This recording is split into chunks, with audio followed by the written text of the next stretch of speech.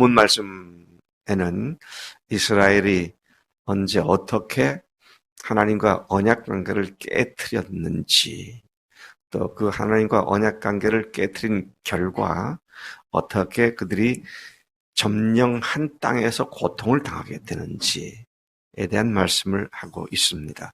특별히 여호수아와 또 여호수아와 함께 살면서 하나님께서 이스라엘 백성들에서 행하신 큰 이적들을 본 세대 사람들이 다 죽은 후에는 그 다음 세대는 전혀 하나님도 알지 못했고 하나님의 하신 일도 알지 못했다.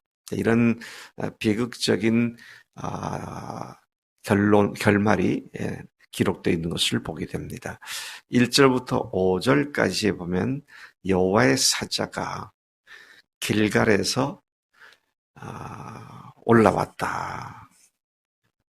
여호와의 사자가 길갈에서 올라왔다. 여러분 우리가 기억하시죠? 이스라엘이 여호수아를 앞세워서 요단강을 건넌 뒤에 그 다음에 그들이 진을 친 곳이, 그들이 텐트를 치고 가나안 땅 전체를 정복해 들어가는 근거지로 삼은 곳이 길갈이었습니다. 그 길갈로부터 여호와의 사자가 올라왔다. 그렇게 말합니다. 여기서 여호와의 사자가 누구냐? 근데 여기 보니까 내가 이렇게 했고 내가 이렇게 했다. 그런데 주어로 표현된 것이 나로 표현되어 있습니다. 1인칭으로 되어 있죠. 그래서 이것은 이스라엘을 백성하신 하나님으로서 많은 사람들이 동의하기를 구약에 나타난 그리스도였다. 이렇게 생각을 하고 있습니다. 말라기 3장 1절에서는 그리스도를 향해서 언약의 사자, 그렇게 표현하기도 했었습니다. 길갈은 아까 얘기한 것처럼 여리고성을 함락하고 들어온 이스라엘 백성들이 진을 쳤던 그들의 가나안 정복 본거지였었죠. 자, 거기에서 그들이 머무르고 있었는데 그들이 올라간 곳은 올라간 것은 보김이라고 나중에 이름을 붙였는데 그것이 오늘날 말하면 베델입니다. 길갈에서 베델은 그렇게 멀지가 않습니다.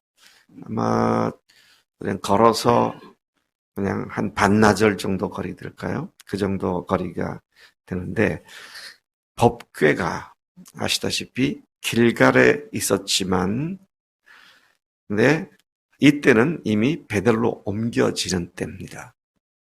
자, 그래서 그들에게 나타난 하나님의 사자는 그분께서 그들과 맺은 언약대로 성실히 그 언약을 내가 지키지 않았느냐. 내가 너희들을 출애굽시켰고 그리고 너희들의 조상들에게 약속한 땅으로 들어가게 해주는 일로 내가 너희들에게 해야 할 언약의 의무를 다 행하지 않았느냐. 그런데 너희들은 내 언약을 무참히 짓밟아버리고 내 언약을 깨트려버렸다. 자, 이런 말씀을 지금 하고 있는 것이죠. 자, 어떻게 그들이 하나님과의 언약을 깨트려버렸습니까? 너희는 이 땅 주민과 언약을 맺지 말고 그들의 제단을 다 허물어 버리라고 했는데 너희가 나와 맺은 언약의 내용에 포함된 이것들을 어기고 어찌하여 내 목소리를 듣지 않았느냐. 그렇게 여호와의 사자가 책망을 하는 장면이 바로 오늘 본문에 나오는 5절까지 말씀입니다. 여러분, 그리스도인이 세상 것을 하나님보다 더 사랑한 것이 우상숭배입니다. 우리는 그것들을 전장터에서 과감하게 적군을 깨트려 버리듯이 세상 것들에 연연하지 않고 깨트려 버려야 합니다. 그것에 얽매이게 되면 마치 가나안 땅에 들어온 이스라엘 백성이 하나님의 언약을 저버리고 그 땅에 있는 신들을 음란하게 섬기는 것과 같은 그런 일이라고 하는 것이죠. 과감하게 깨트려 보아야 한다.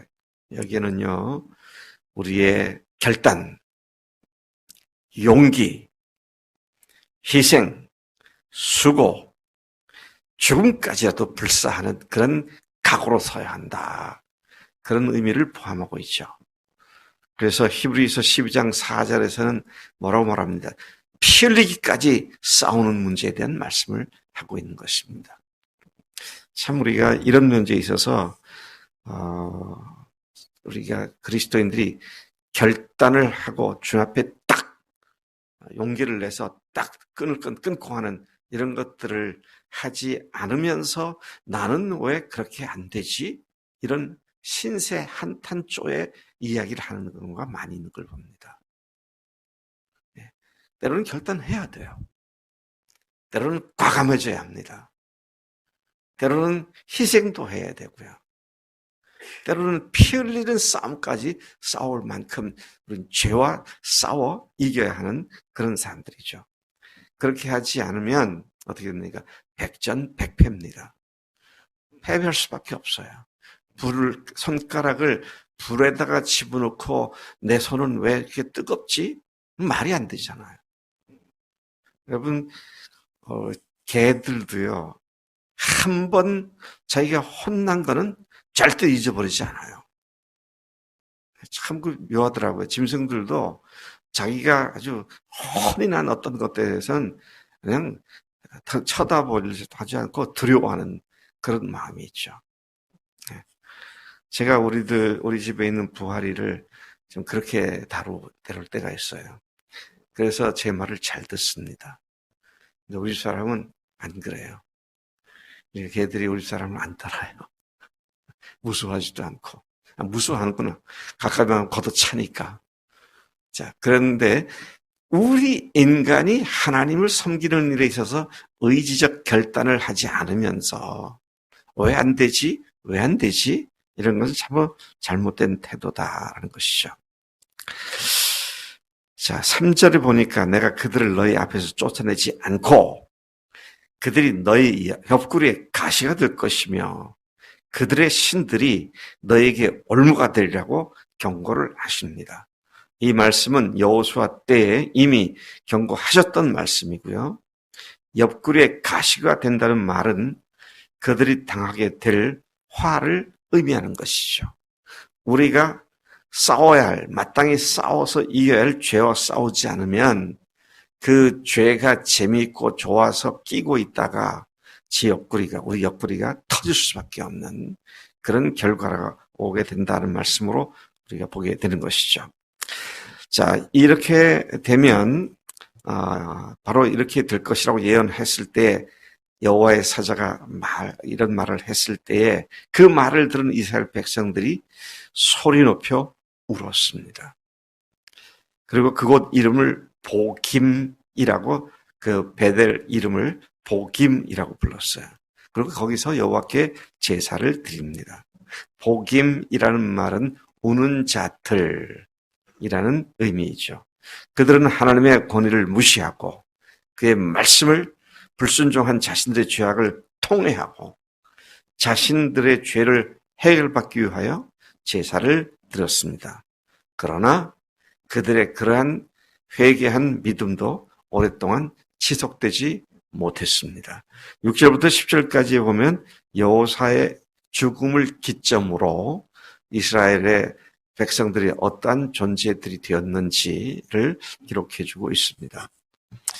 여호수아의 말대로 자신들이 분배받은 땅을 차지한 이스라엘 백성들이 여호수아가 생존하는 동안 그리고 그와 함께 하나님께서 이스라엘을 위해서 행하시던 큰 능력과 이적을 직접 보았던 그 장로들의 시대에는 이스라엘과 그의 모두가 장로들의 시대는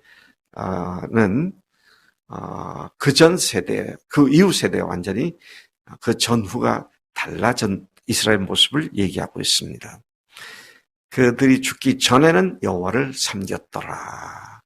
그들이 다 죽고 난 뒤에는 여호수아가 110세에 죽었다. 그렇게 되어 있는데 그를 장사한 그 세대 모두 다 죽었을 때입니다. 그랬을 때에는 그 후에 일어난 다른 세대는 여호와를 알지도 또 여호와께서 이스라엘 위해서 행하신 일도 알지 못하는, 하나님도 알지 못하고 하나님이 하신 일도 모르는 그런 세대가 되고 말았다.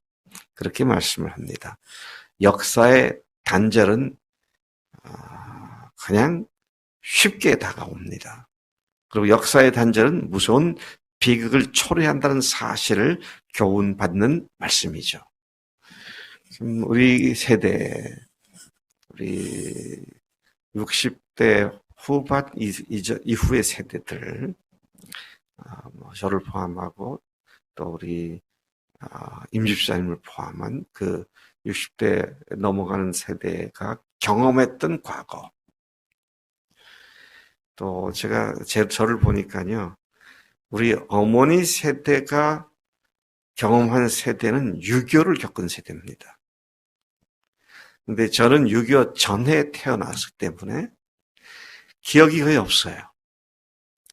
그러나 이제 어린 시절에 전쟁의 폐허더미 위에서 숨바꼭질을 하면서 놀았던 그 정도는 기억을 하는데, 우리 어머니가 치를 떨던 공산당의 이야기와 제가 체감하지 못했던 공산당 이야기는 상당히 체감이 다르죠.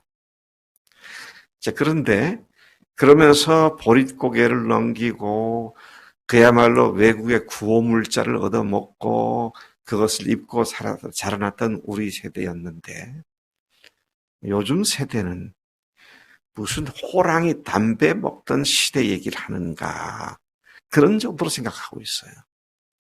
세대가 이렇게 달라지더라고요. 우리 집에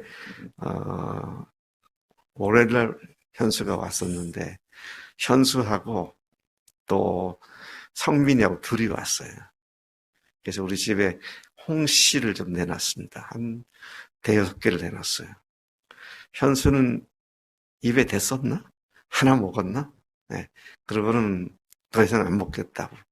근데 성민이는 4개를 먹더라고. 맛있다고. 5개를 먹었나? 다 먹더라고요. 그걸 어릴 때 먹어봤으니까 그 맛을 아는 거죠. 참 이렇게 다르구나. 이렇게 같은 나이를 하더라도 어디서 자라느냐에 따라서 또 다르구나.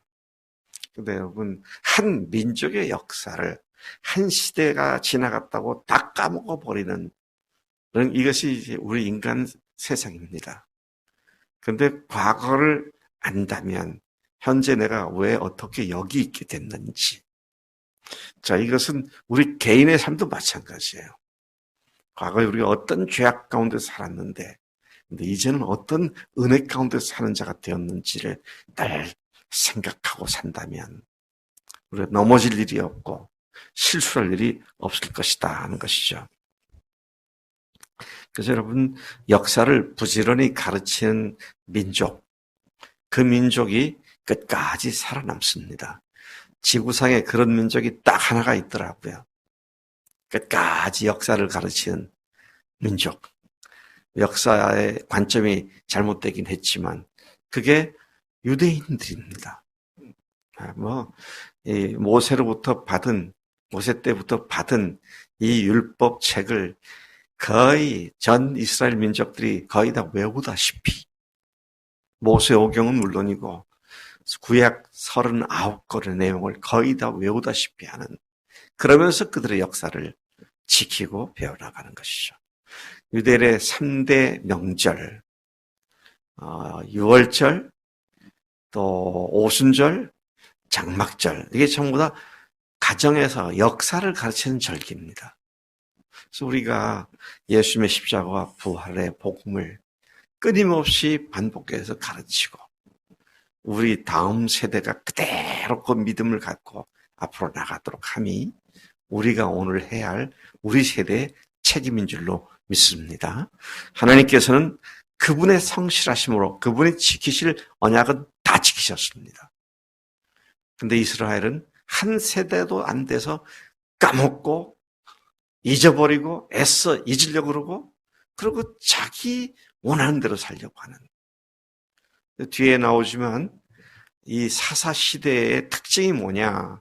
한마디로 사람들이 자기 소견에 좋은 대로 살았다.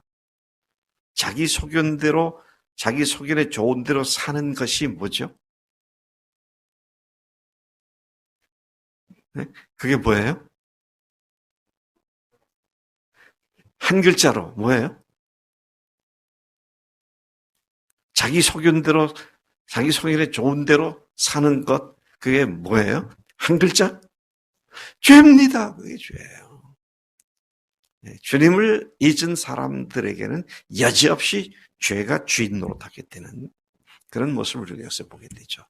하나님 아버지 감사합니다. 저희들에게 역사를 통하여, 특별히 하나님의 구속 역사를 통하여 하나님 이스라엘 백성들이 가나안 땅에 들어갔음에도 불구하고 하나님 앞에서 그들이 해야 할 언약을 준수하지 않으므로 참 비극적인 역사가 되었음을 봅니다. 하나님, 오늘 우리도 주님께서 우리를 구원해 주신 십자가와 부활의 표적으로 한순간도 우리 자신의 정체성을 잊지 않고 역사를 바로한 매일의 삶이 되도록 인도해 주신 줄로 믿습니다. 오늘도 남은 여생도 그렇게 살겠습니다. 감사하고 예수님의 이름으로 기도를 쌉나이다. 아멘, 아멘.